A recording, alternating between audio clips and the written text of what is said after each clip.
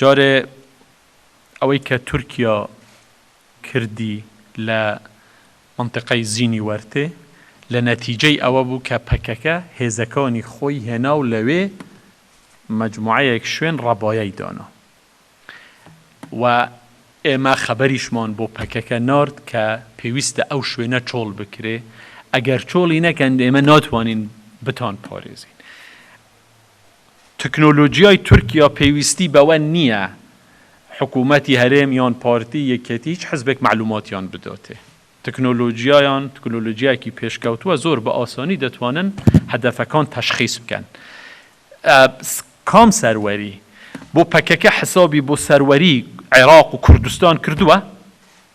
پەکەکە بە شەرعی دێت لەو شوێنانە ڕەبایە دادەنێ بە تەکید نە هیچ شەرعیەتێکی نییە کە ئەو کارە بکە کە ئەو کارە دەکاتن من پێم وایە ئێمە دەبێت تەوەقعی ڕەدفعلی تورکیاش بکەین لەو مەسەلەیەدا.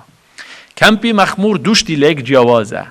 کەمپی مەخمور ئەوان بۆ هەندێک کاری سەربازی بەکاردێنن یعنی هەرێمی کوردستان ئێمە بەردەوام پێمان گوتون مەسئلەی لاجئین فەرقە ئێمە احتراممان هەیە بە پێی قوانینی نێودەوڵەتی چۆن هەڵس و کەوت لەگەڵ ئەوانە بکەن. طبعا بۆ معلوماتی ئێوە مەخمور لەژێر سەیتەرەی هەرێمی کوردستان نییە ئەو بکە لەژێر دەستهەڵاتی حکوومەتی فدراڵە یعنی ئەوە پەیوەندی بە هەرێمی کوردستانەوە نییە.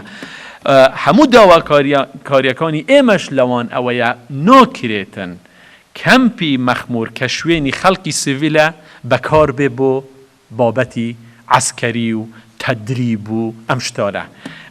لەبەر ئەوە شتەکە معقەدە و بە تەکید لەم حاڵەتانەشدا پێویست بەوە دەکاتن یعنی بەغدا خۆی